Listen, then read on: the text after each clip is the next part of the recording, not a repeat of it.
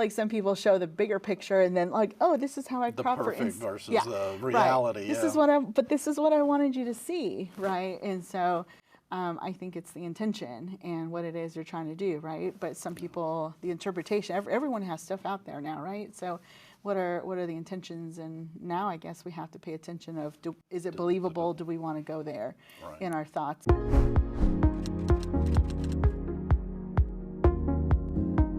Today my guest is Azucena Trejo Williams. She is an associate professor of art here at Campbellsville University. She has her Master's of Fine Arts from Delaware College of Art. Is that close? Maryland Institute. Maryland, okay. It is close. Close, but so try to get that one right. Yes. And she's also has a background in photojournalism, but she also has done installations, the newest of which is about Latino X here in Kentucky. Is that? Yes. Can you tell us a little bit about that? Yeah. Did I get most of that right? Yes. Okay. Yes. Very good. Is anything you want to add there? No, it's good. Yes, the current exhibition that I'm a part of is called Our Kentucky Home, which is Hispanic and Latinx artists across the Commonwealth. And so the exhibition actually started this past November and just got extended through next February. So it's going to be going to galleries, exhibition spaces, even the rotunda across from east to west coast, the border of Kentucky, and all the way up to Louisville and northern Kentucky. So it's going to travel in quite a bit of spaces and then also travel here to Campbellsville. So I'm really excited for us to also be able to host it. So you're one of the participants in this? Yes. And what's your, I guess, area? Like what's your contribution, maybe is a way to put it? So the call for artwork was pretty open, although a lot of the artists are going to be 2D work, which is, will just be flat, hang on the wall. So it's going to actually, they'll take the work, pick it up, and install it in the next place and location and move it across that way. A couple of artists were accepted for their work that's 3D. But mine's an installation. So installation work is translating a space, whether it be a room, a hallway, or an area, based on concept. And the material, whichever it is, helps to aid in conveying the concept or idea. So for example, my work is called, I was told I take up too much space. And so it's vinyl. So it's just vinyl lettering that's installed. But a lot of the material that's the literature, the language that's listed for the vinyl is a series of sentences, and it's all based on minorities and marginalization. So it fit really well with the concept of the exhibition that's traveling. And so for me, it was like we had to basically navigate through me going to each site ahead of the next exhibition and doing a site visit, finding the marginalized location because I want it to be somewhere random, sometimes hidden. This next one I'm doing white lettering on a white wall.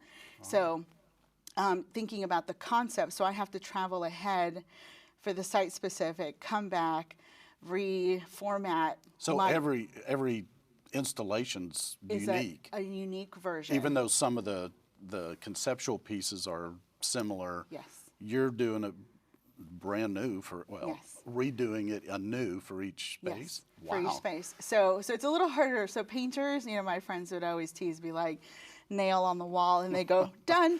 And then for me, I'd spend overnight or 2 days installing a work at times. And so for this one, the vinyl lettering is a series of sentences that I created based on the UN's Declaration of Human Rights.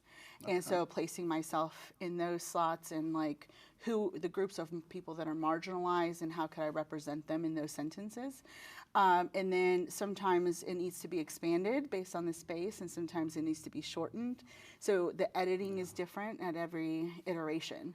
And then at the end of the exhibition, you can't reuse the vinyl. So it's a little sad, but it's a little clump of just vinyl lettering that ends up, so I have to get a new one printed for every single one. That's pretty dedicated right there to your art form and what you want to express. Wow. Right. Yeah. The other thing that I had, I guess maybe I'd heard, but I didn't really know where it was at, was you're co-author of, is it a book chapter or a yeah. book? Yeah, it's a book chapter. So a colleague and friend, he does musical composition and teaches musical theater. And he was looking at a contribution for a book based off of Disney's Fantasia. And so specifically on Greek mythology and anything related to like horses and, right. So there was in one of the sections of Fantasia, you know, the Greek, gosh, what is The horse? yeah, the Pegasus? Pegasus, Yeah, thank the you. wing, yeah. Yeah. And so, so we contributed on the visual aspects and how the Pegasus was translated into the film, and then also the sound. So we collaborated in that sense into the book chapter. So Well, sound's not a new thing for you. Didn't you do something about sound? And I did make it to that installation, Yeah. which I hope to with your the new one, Yeah. My Kentucky Home. Yeah, But thank you. that one was that one was pretty extensive too. I mean, Yeah. if I remember right, it was translating visuals into sound, and I know that's a very rough. That's the gist of what that's the very gist of it. Yes.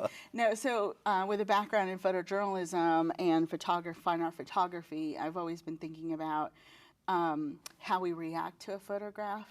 So why, you know, the photographs we have in our offices or our homes or in our photo albums, we still do photo albums. If you take the picture that comes out. Well, if you actually print it out now. Sometimes the photograph elicits so much emotion towards us, and it's based off of content or the time period and not necessarily the aesthetical composition. So sometimes we might take a photo and there's like a telephone pole on the back of the, you know, or it's not color balanced properly, right? So it's like too orange or too green or something like that. But it doesn't matter at the end of the day because we look at it and we're just like, oh, that was such a precious moment, or I really love the person that's in the image, or some emotional reaction. I mean, even if you cut the person out, right, and are angry, right, it's evoking some emotion, right? And so how do we keep the image off-site but keep that emotion? So I decided to use, you know, a lot of sensory is in my work, and so with this one I used sound, right? So sometimes scent can bring back emotions and things like that. So with the recall, but for me it was really important to think about how do I translate that emotion, and so it was sound. So I generated a system where I gridded an image and then translated it with a software, and it gave me these blobs of color that was essentially taken from the image, right? And for each little grid, what colors are represented, each of the colors were designated to a keyboard. So each of the notes and, right? And I needed help with that because I'm not a music person, but I think in these kind of systems, so I collaborated with a friend to navigate the musical part, but each color was designated on a key. So then for each grid, if there were like 3 colors, then those 3 keys got played at the same time. Okay. And then read it left to right, top to bottom. And so sometimes physically you can't do all the keys at the same time. Right. So it had to be navigated through some compositional software that we could say, play these 3 at a time. And so it goes through it. And the sound sometimes is so cohesive and lovely, and sometimes it's like jarring because the sound doesn't quite go well together. Right. But so then it becomes, right, its own melody. So in that essence, that artwork, the photograph is the sound. Mm-hmm. Did you? Of course, this is the sort of researcher in me. like, was there some? I guess from the image that would elicit an emotion, and then the sound. Did you do any comparison? Did people, when they saw an image, but then later they didn't know it was that image necessarily, but heard the sound? Was it? I mean, I know that's It's not like you didn't have enough to do, just putting all this together, much less try to follow it up with research. Right, with research. Here's a survey. Did it match what you think it matched? No. Right. So the first iteration that I did, right, so the first concept and idea that I executed, I had the photograph, and I have not disclosed what the photograph is, and I called the whole piece, the photographic melody was called Longing. Okay. So no one has seen the photo. So for me, it was testing out, does the sound to me match up? And it did. Cool. But I haven't tested anyone to see and so from there, I really took it to national parks. And so the next one was a series of Polaroids that were combined and overlapped for Joshua Tree National Park. And so then I did the same system. And to me, being in that space and spending time there, the melody related to it. Interesting. So that would be a good series for me to continue on national parks or state parks and sort of do these residencies. Maybe somebody would like to fund that. If anybody would like to pick me up for residency, I'd be more than happy to travel across the U.S. Cool. So in that sense, for me, I did my own little survey. Yeah. And it did match to me what it sounds like to the image, but Interesting. And I know that you would consider yourself an interdisciplinary artist. And I'd like for you to talk about that. But first, what is art? From an artist's perspective, excuse me, from a trained artist as well, and someone who I know appreciates art of all sorts, how would you describe art? If somebody just walked up and said, "What is art?" How would you describe art? Yeah, it's a very loaded question. It's so simple. It seems so simple, right? But when you break it down, it's at the end of the day, I think it's artworks, and it can be performances and outcome, whatever that could be. It could be ephemeral as well, right? Doing a performance that expresses opinion, perspective, idea, even experimentation. It could be an experimentation of materials or a process that you're working through. But there's some kind of an outcome to it. It can be shareable. It cannot, someone could choose not to do it. Who's your audience, right? So there's all these variables in consideration of what is art. So a doodler, because nobody else might ever see that, but you're doodling art? Yeah. And there's a lot of exhibitions. So actually, there's a drawing center in New York that I visited, and their idea of what drawing is very completely open, And even in the contemporary, what is drawing, right? So drawing is to push, pull, or drag an object to leave a mark. And so I always do this in my class, and I say, okay, ready? I'm going to draw. Ready? Oh, I just drew an air, right? There's molecules, and I pushed them out of the way. You didn't see it. Well, we also there. Traced too, and in our mind created. Okay. Right, and so in that sense, we can pull or expand or contract to traditional methods, or really challenge a definition within arts. But at the end of the day, I think it's more necessarily about aesthetic, and what we're navigating through is the choices of what we think is beautiful and what we think is ugly, or what are the parameters in it, and that's just so open. Well, that's an interesting, right. I guess, juxtaposition, what's beautiful and what is ugly. Most, I think, including myself, might go with the idea that art should be beautiful. But I also know from my experience of having toured some places and seen what some would say art is that it can be ugly too. And so what brings it all into that realm? Is it just about the idea of expression? It can be. It's also experimentation. Art can also be using data or in organizing and communicating. So at the end of the day, it's all about communication. What is it that you're wanting the viewer to see, right? What is it, the emotion, or what is the... Communication and intent? Is that what I'm... Okay. Yeah. So, what would life be like without art? So bland, right? So bland. And then I think, I hate to think about like, people that can't translate, right? This is visual art, and could be also performance art and part of that. If the person can't express themselves in literature or writing, right, then this is a different method, and it's just the other sensories that we have, and so a lot of people just speak and are oral communicators in that way. Folklorists, right? You share that information audibly. So if we don't have visual communication, there's things that can help us, thinking about graphics, right? That can help us aid in our life, things that are harmful, like here's a poster that says caution, our stoplights, our, any form of other communication.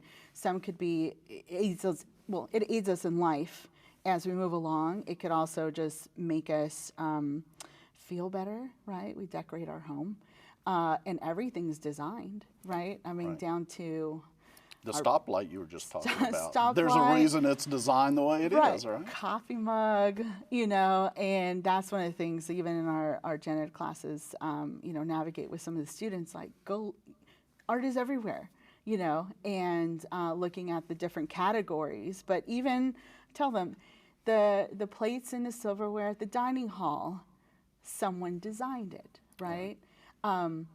They had other parameters, affordability, fast way to reproduce, and all this stuff. Stackable. You may not think it's, aesthetically beautiful in any way, but it is functional, and someone designed it, right? So a lot of the things that we have on our everyday, someone designed. So there's a lot there. Yeah. I mean, if you just start thinking about art as an aspect of something designed to communicate something with an intent. And when you were talking about the dining hall, I was thinking about, elementary school and they're all there for a different, for a reason. And so that whole, like, making it such a broad and pervasive and ubiquitous, it's everywhere. It's everywhere. It's everywhere. Mm-hmm. And really we don't think about it. And so how does art factor into society, like art and society? I mean, helpful, harmful, like what? It's helpful, and I think it makes us come together. Like, art can unify us and represent a culture. Art can unify us on our interests if we have like-minded people, right? So I think it, like, Venn diagrams on what your interests and where you come from. Where do you belong? What are the things that represent you? I think that would be a really good way of saying, like, how in society, but art is everywhere, right? So what do you bring in, and what do you seek out, right? I think it's going to be very individualized, or at least by group. Yeah. Mm-hmm. As growing up, did you see yourself as an artist, or is that something that you grew into? I mean,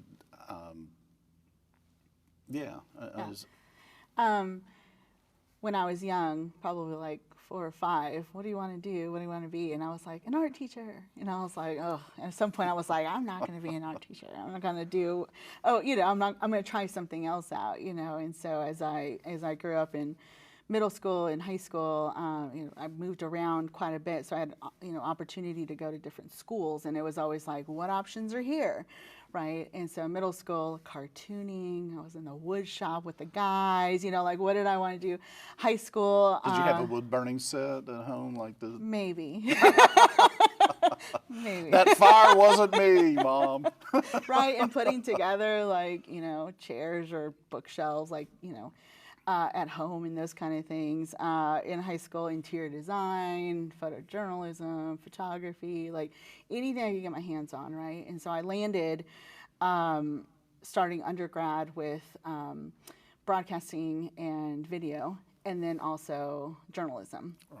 And so at some point, it just takes too much time, right, to really evolve and work towards mastery of an area. So I had to make a choice, right, between those two.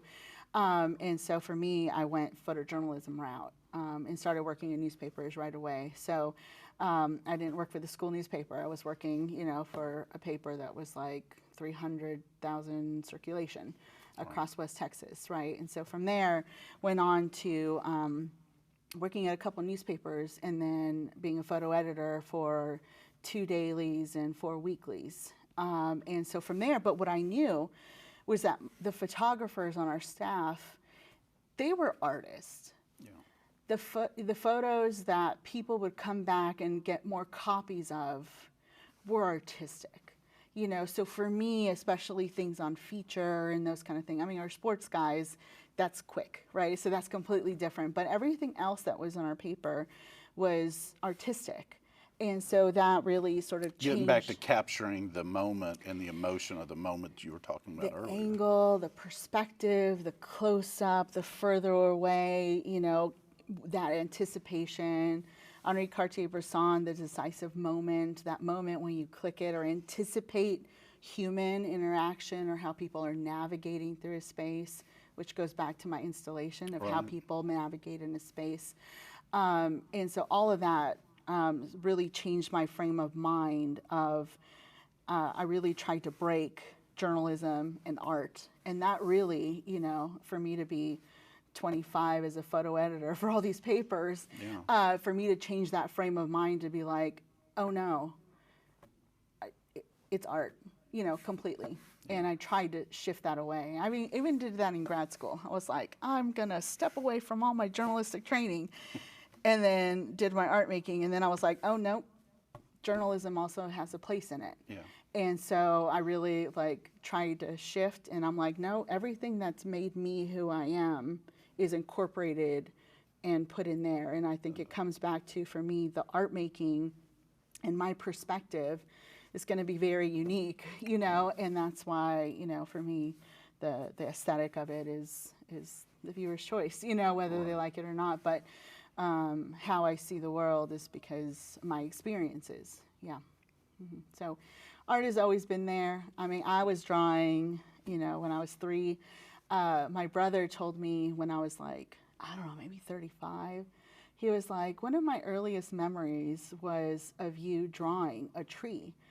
And he was like, the colors you used, it wasn't like brown and then just the little, you know, sort of wavy tree. What we see or think of as. Yeah, he was like, you were picking like several colors, several browns, or even shading, and the different greens that you added to the tree that like people were flipping out. They were just like, what is happening right now? Like, she's 3, you know? And I was like, oh, I didn't. You already understood how the mixture, the integration, synthesis, I guess, I don't know, art words, but. Just, I think the observation, and I, you know, and my training in journalism too, like you're a fly on the wall, you know? And so the observation and seeing the detail, I think, was already integrated in me. And so it just evolved in so many different aspects. But yeah, so I was doing art really young, Came natural, as they say. So what advice would you give to somebody who's, you know, maybe they just want a hobby and they're, you know, they're up in age and they're like, I want a hobby, or maybe it's a younger person who, you know, it's one of those things, and you may or may not have had this, but I've heard things like, well, what are you going to do to make a living? All right. But you know, the thing about art, it seems, based on what you're telling me and in my own experience, is it's also about expression and, you know, being able to have that outlet. What advice would you give to folks? Yeah, I feel like there's kind of 2 questions in that one. So, you know, someone who wants a hobby and is interested, and not only the viewer and shows up for art in that way, but wants to try it, there are ways in. Right? It doesn't have to be natural, right? There are systems in place that help us and guide us in the breakdown. So for example, figurative work. It's all systems, right? the space. So there's a process. There's a process, right? How many heads make up a body, right? The space between your eyes is the space of the width of your eyeball, right? And so there's ways to break down some of that, and it's very systematic. Perspective in drawing buildings, very systematic. So, you know, left brain, right brain, where are you at? Yeah. For me, I have to practice a little bit right before I teach perspective because, you know, it's a little bit more challenging, that logistic and numbers and rulers and things like that. But there's a way to get in. For us, sometimes, you know, being here at Campbell's University, being religious, no religious rural, and then also being part of the Appalachian College Association, right? We get all walks of Kentucky. Yeah. And sometimes some of the schools may not have had the ability to have art. Sixth grade might be the max. You know, some students were like middle school. I've had majors come in and be like, last time I had art was 7th grade, but I want to be in the art program. And we're like, okay, right? And so for me, starting from scratch, like everyone, take out your pencils. Let's look at the variety of the pencils. What do the marks mean? Why are they labeled this way? Let's test them out and see what that is. And then we evolve from there. So you can, what you're saying is little to no experience, but if you just want to try to get into it, there's ways. There's ways, yeah. Okay. I have a whole lecture on erasers, and students are like, erasers? And I'm like, there are like 5 or more categories of erasers. And so then I also do like, what's your favorite category? Well, it depends on the work. They all have reasons for being. And so you don't want to pick, you know, the kneaded eraser when you need something a little bit coarser to take out, you know, what happens if you erase on this type of paper, and da-da-da. So a lot of scientific method involved and hypothesis involved in that. But so we start from scratch, and then some of the students who are naturally gifted or perhaps had a lot of lessons, you know, after school or something like that, they struggle with talking about it. And sometimes they're like, I know what I want to say, but I don't know how to say it, right? And so they struggle in a different way. Oh, they could take like, you know, a water bottle and draw it and just be, well, okay, so what did you do? Oh. And then the other ones are learning it as they're going, right? So it's an interesting mix of how do we get to the same outcome. And at some point it levels off. And then we shift on the skills and do skill building in that way. But skill building and you know, studio practice, just like an athlete, you have to put the time in, right? And there's more than just drawing. I mean, y'all, yeah, ceramics, if you're into more of the, yeah. I mean, there's all sorts of, and speaking of interdisciplinary, I mean, that's your, that's self-described, or is that a genre, if you will, of artist? I mean, I think it just defines me a little bit more, in a way. Interdisciplinary would be more like I use a lot of different areas or materials or media, and it varies depending on the concept. There's multimedia, which sometimes becomes more like, are you using technology? Mixed media, are you combining like drawing material into a painting, or perhaps paper and drawing together, and those kind of things. So it just defines a little bit more. But for me, I've had so many, I've worked in so many different types of media that whatever my concept is, like that's my toolbox, right? Yeah. That I've done watercolor, metalsmithing, and jewelry, and painting, and drawing, and photography, fine art photography, ceramics. I could go on and on about different materials that I've used before. And so for me, which one do I need to execute my idea, right? So you just have more tools in the toolbox as opposed to someone who's just mainly about the oil painting or photography. Okay, so it gives you more room for expression, is what I hear. A more room for me to navigate through what I want to communicate, right? And what translation is the best. And so someone who stuck to maybe a couple of lanes of media, you know, drawing and painting or sculpture in different materials, ceramics, and then like doing woodwork or something like that.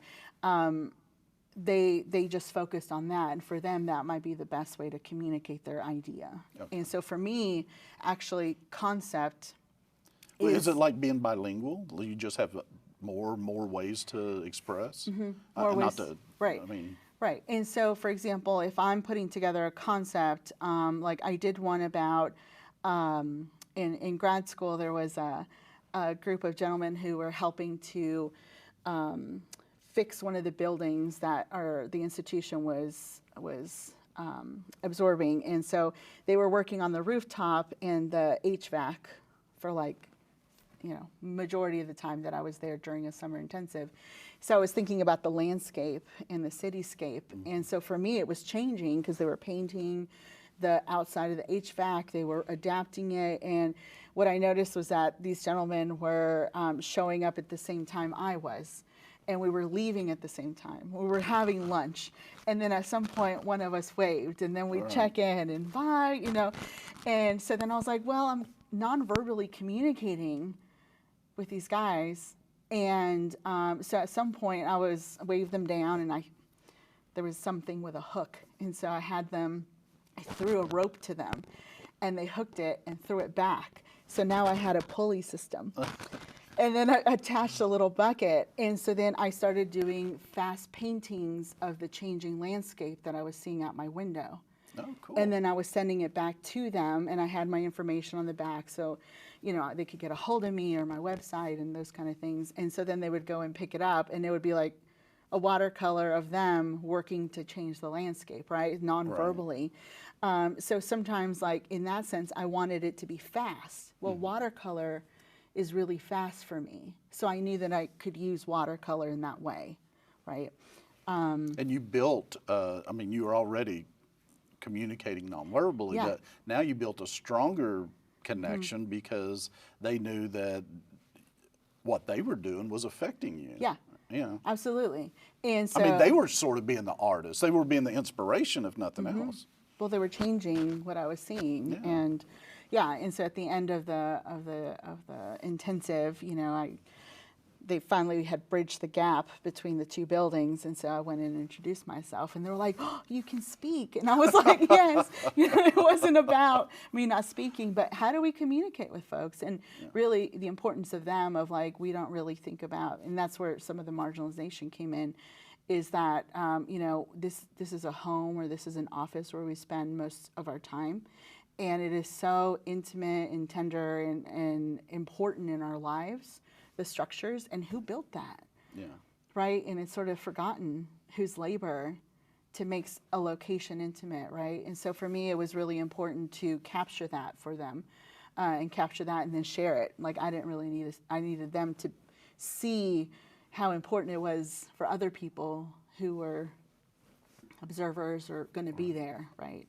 So. Speaking of observers, the idea of appreciation, art appreciation, what does that mean? I mean, so for instance, and I sort of alluded earlier, I see something, I like that, and I see something else, I'm like, that's not art, right? But there's communication and intent. Well, what do you think about art appreciation and how we can be more aware for just the average person like myself who likes art and would like to understand it a little bit more, at least try to maybe understand some stuff I don't understand. Yeah, I think one of the smallest and ways to go in is what's in your everyday, right, that you interact with. What do you have that's a daily use, right?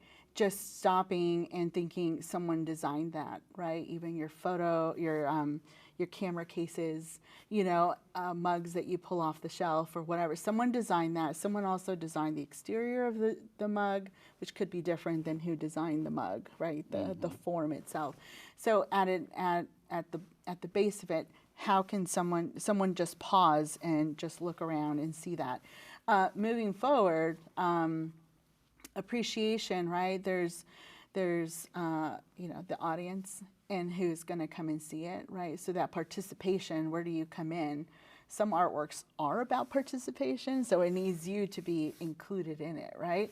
And buildings needs you to be included in it, right? Yeah. In your cars, right? You need to be the participant as part of it, right? And so just the pause, I think, is even even great, just to determine that something has So- artistic so, value. We take a lot of stuff for granted, and one of the things that, based on what you're saying, is it's one thing to look at a piece hanging on the wall, and we can feel, removed from that and judging that, if you will. But in a lot of what we do, we're an active participant in the art that is happening everywhere we go. You don't Yeah. think about getting in your Right. car or vehicle or riding your bike or whatever. Yeah. And so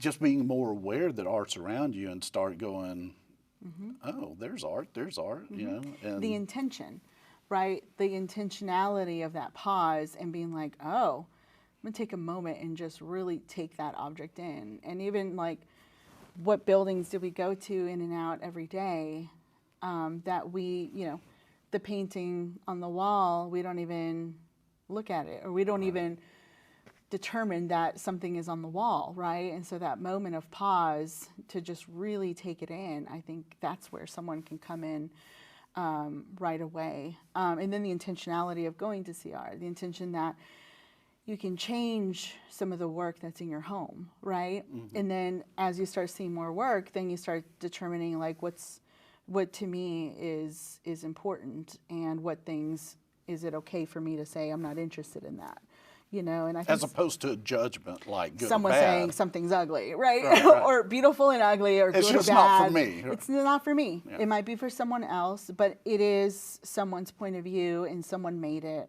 or someone approved it in a way for communication, in a way. So can you at least acknowledge the emotion or the intention behind what the artist is doing? That itself is just being respectful of it, right? And then you can say, it's not for me. I don't necessarily, relate to the colors or the texture or the vibrancy or the gesture that's involved with the work, right? And then you can make the choice whether or not then you want to be a little bit more intimate, bring it into your home or your everyday objects or whatever it is, right? Yeah. And it's like a lot of things, it sounds like where we make a decision that it's not mine for me. Right. But this is really, I like this, I want, Yeah. want more like that or something, Right. something like that. Right, yeah. There's viewers, there's participants, then there's collectors and the makers, right? So all of it sort of overlaps in itself, and we can have different of those roles, or we could just be one. Like for me, I'm not musically inclined. I am happy to be in the audience, to hear the performance, yeah. But I mean, as a piece of art, when it captures you, when you're sort of in, and that's why I like live performance, because this is not, an edited piece. This is not, let's take 20 on that. Yeah, This right. is, people up there, expressing themselves, and to be able to sort of get in that. And music, I think, is a great example of how people can get really emotionally connected. So. Yeah, using the sound, right? Coming back to different emotions or sensories, that we have, right? The sight, the sound, taste, or smell, also incorporated, right? Have you considered doing something with smell? I mean, you did, yeah. Yes. Everything smells like pizza to me. Well, there were a couple of things. So when I went to the Drawing Center in New York for the first time, there was an exhibition about chefs. And it was the chefs' sketchbooks. And the pages on the walls were pieces of their drawings of what the plate was going to look like. Really? Yes. That sounds interesting. And right. And then the idea that a sketchbook, that a doodle, can be a work of art, right? A drawing can have multiple reasons. So it could be to jot down something quickly so you don't lose an idea. It could be that you're working out hands or ears and it's a part of a larger work. So it could be segmented, or it could be the means to the end, where the drawing is the work, right? And so for that's not the means to the end, is the sketch from the chefs. But what some more higher scale restaurants might close down for a couple of months to open a new menu, right? And so then all the chefs come in, and then what is it going to look like? And then the taste is a completely different thing. And My mouth's watering because I'm envisioning as you're talking, right? You think about that nice restaurant and it gets put in front of you. Yeah. And the aroma hits you and you're like, yeah. Anyway. And even in that exhibition were objects that the chefs have created. So the dome that would hold the like a certain scent, and then when they opened it up, it would hit you, right? There's a restaurant in DC called Campo, which is camp in Spanish, but everything has a charredness to it. Okay. So they like had it's been on the open flame. Yeah. Right. And so past like s'mores, right? Like everything, and even like their tea, I don't know, something. In Texas, we call it barbecue. And they would have like smoked and charred salt and all these, that they would finish it off right before you ate it, and someone would have dome and the smoke would come out. So it became a bigger experience, right? So for me, I was thinking about that and like, could I get a chef to come in and cook in our gallery? So when someone walks in, their photographs are on the wall and you're smelling, and then they would come out with the hors d'oeuvres. And then you would taste what's there, right? Wow. What a sensory experience. And then I have a friend who's a chef who also does ceramics. So she often plates at home on her own work, right? And so that just kind of like multifaceted, experience. So also interdisciplinary. Yeah, absolutely. I've also thought about doing like photographs of fields across a location. But then there's like a lot of foods or candies that are based off of flowers, right? So things that are lavender, right? Lavender tea and those kind of things. I've also thought about like, what is those healthy shots that you take of like wheatgrass? Right? So I'm like, oh, I could make a candy or a lollipop that tastes like wheatgrass. And so then and the taste goes into smell, right? And then you're seeing photographs of fields, right? So that would be really interesting to mix the sensories into it. And the last exhibition that I had here at the gallery had sound in it, right? And so that multi-sensory part is important. The next question sort of diverts, but we'll come back. Yeah. And the question is, what does freedom of speech mean to you?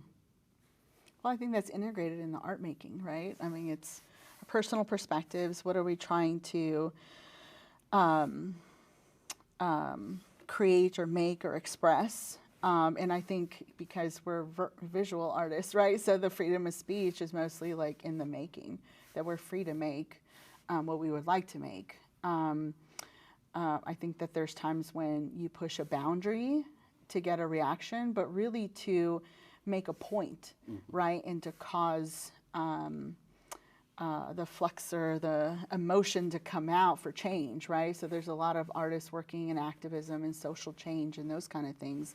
And I think that there needs to be that freedom for them to work to change or call attention to a group or an injustice, something like that. But, even so, like, Black Lives Matter, the posters and material that people carried and shirts or whatever were made to create a point and make a change, right? We need that freedom to be able to say that. And also, political posters, right? Like there's art in that, political buttons and all that stuff, right? We're looking for change in that part. So there needs to be freedom to be able to have that, to be able to make. So it's absolutely important. It's our way of communicating, Yeah. And do you think that it has the same,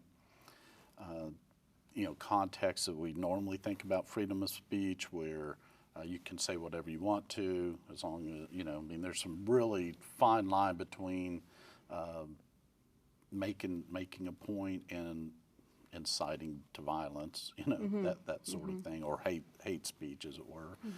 Do you think that same thing applies to art?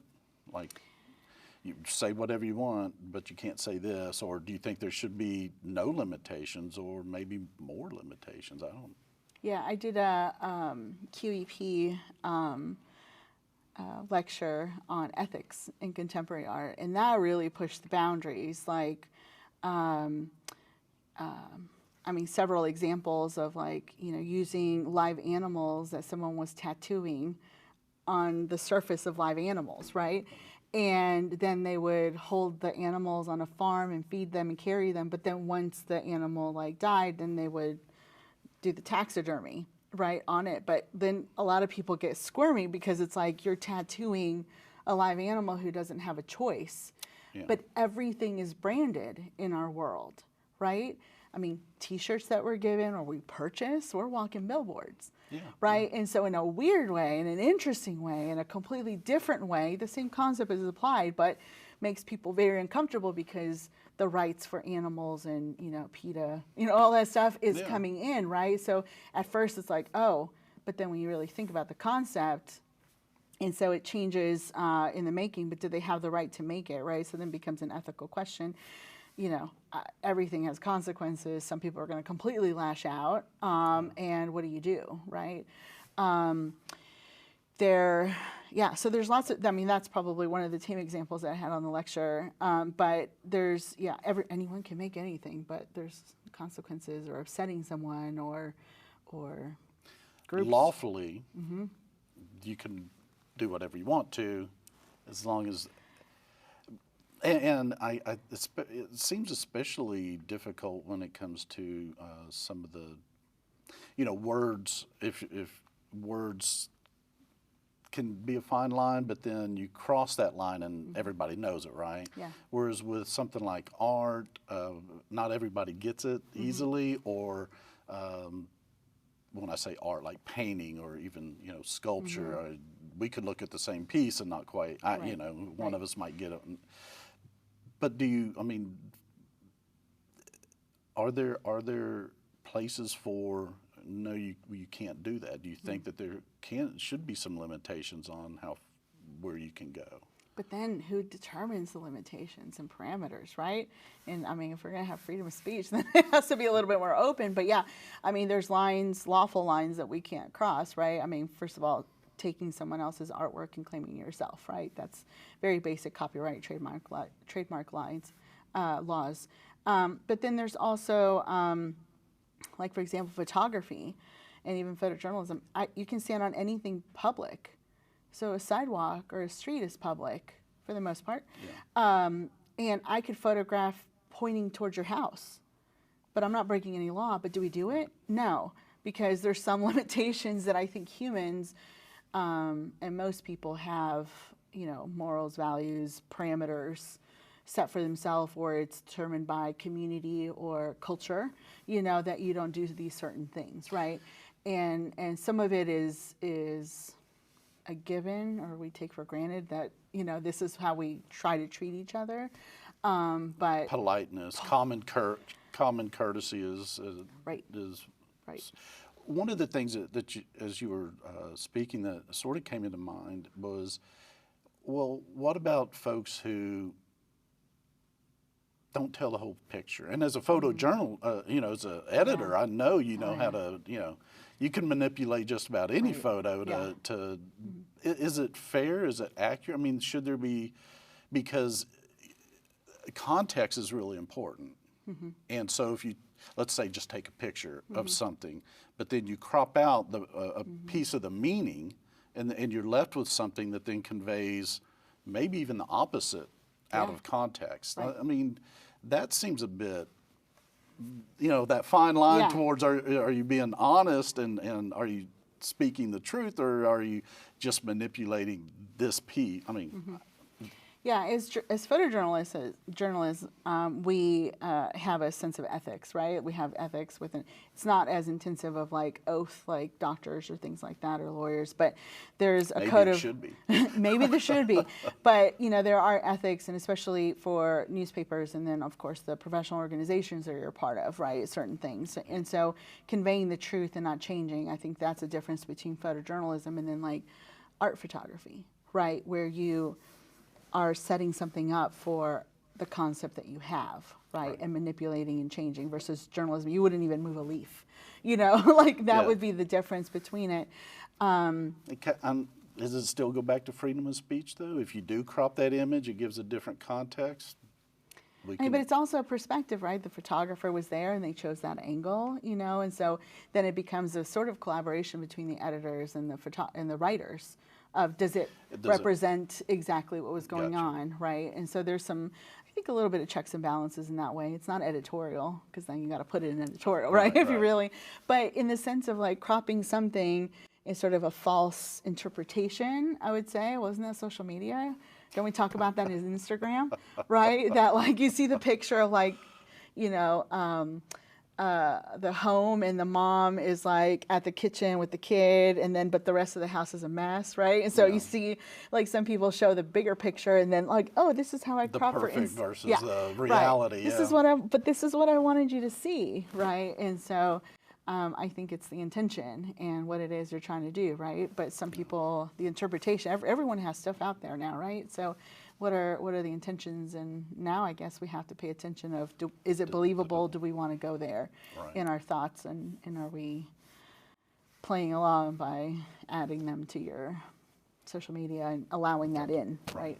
And you get the choice of, you know, if you're not interested in an artwork or part of an exhibition in a museum, then you don't partake, you know. So getting away from judgment, again, this seems to be sort of, at least for me, coming up in our talk, that it's not about right or wrong, it's about whether or not this is for me, if this is something that... And your morals and your values. And if I'm going to continue that expression, like in my house and you know, artwork that I have, I'm...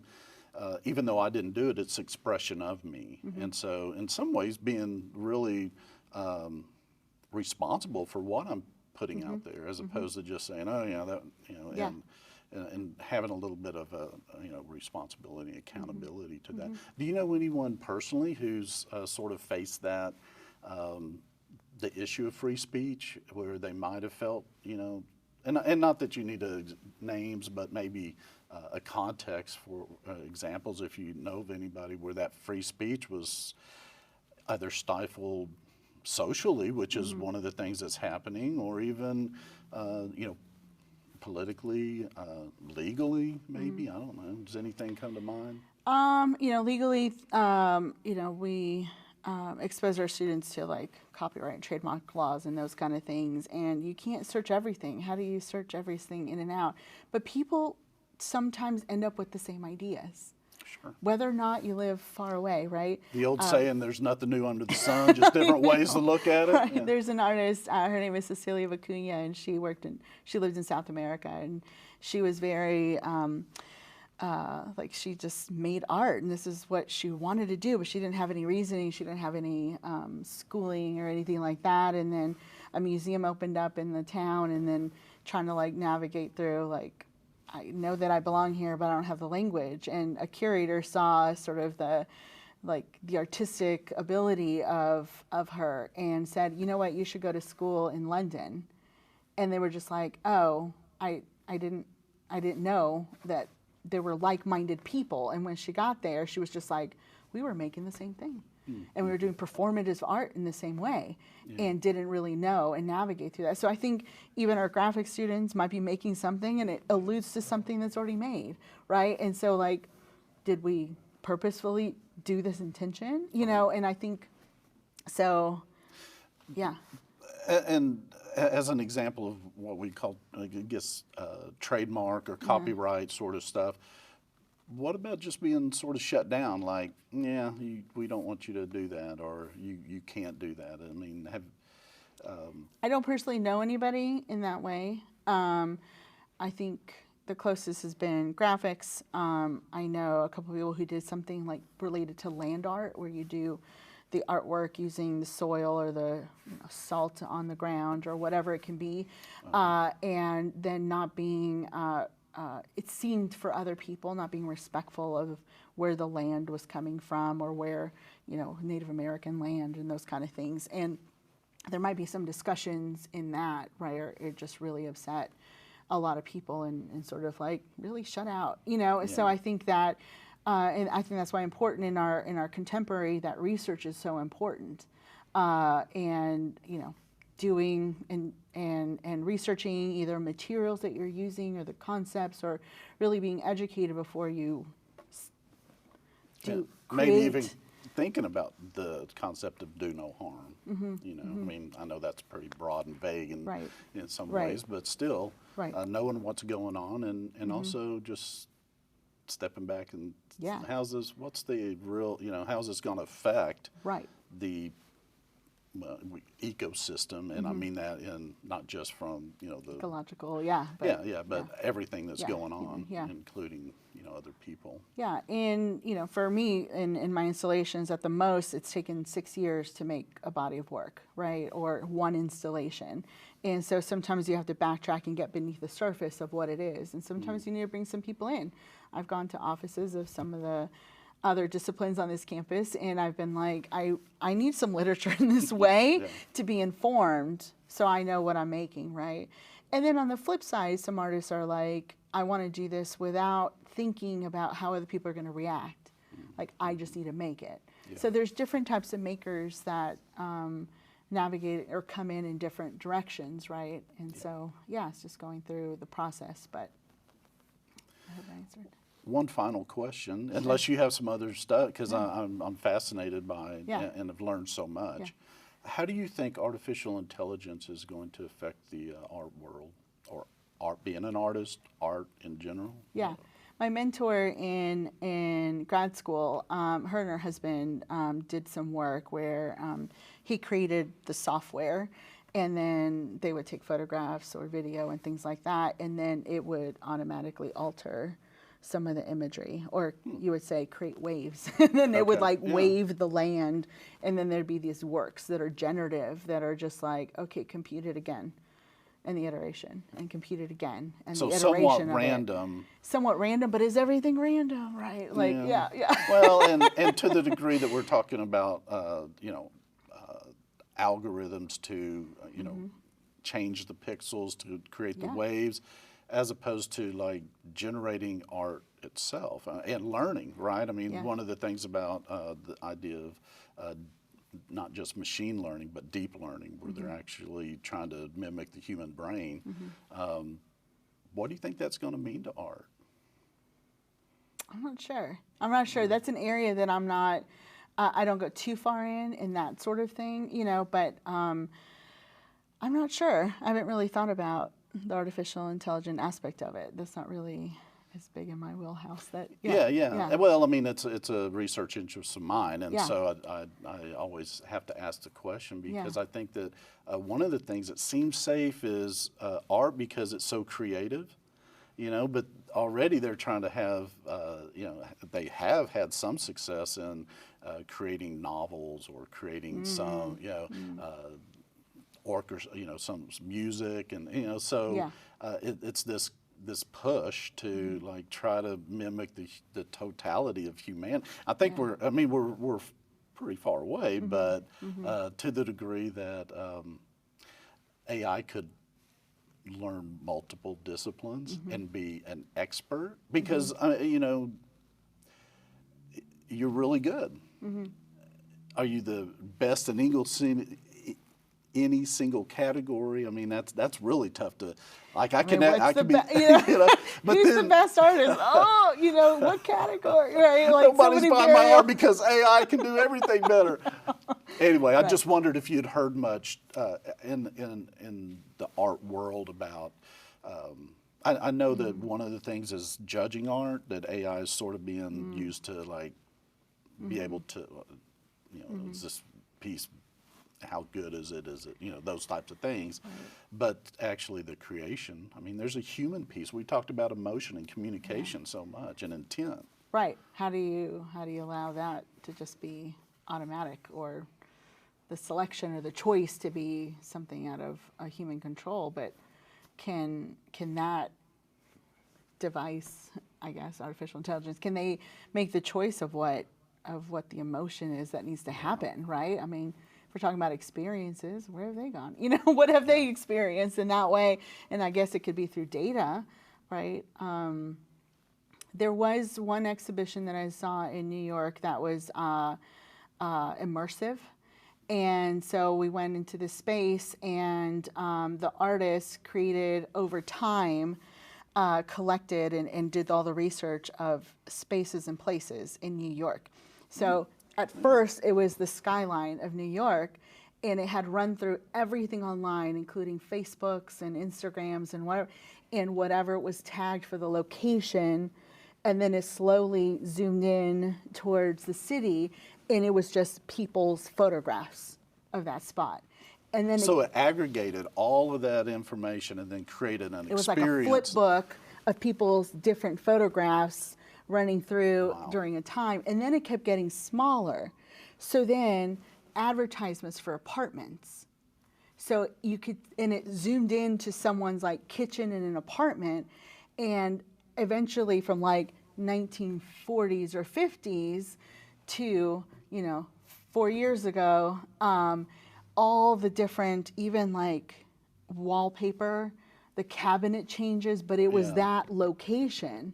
Oh, And so wow. they might have cropped a little bit, but how many times is real estate turning over in New York? Right. It's documented and out there, right? And so then the accumulation became like this, because the algorithm and whatever, finding all that, and how do you categorize that? I don't know, that's beyond my comprehension of Right. that, but that was one example where it was like, a collection. But there's no way that that machine understood the emotional aspect. I don't think of that. so. I think it's just like, Well, at least right now, Oh. we could be pretty sure it doesn't.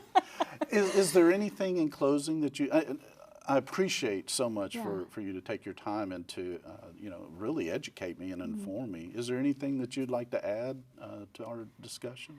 no, I think it's important for just people to understand that art is everywhere, that you can make, in some realm. People can be creative and expressive, and it doesn't have to be expensive materials. It can be very lowbrow also. And so there's such a huge genre for you to come in, that finding the areas that you're interested in and the support needed behind for people to continue making in that way, it's so important in our lives. So that would be my, join us. Come over to our Come on side. We're having a lot more fun. Well, thanks again. I Yeah, appreciate it, and of we'll see you course. around Always. campus. Thank you. Okay. Bye-bye.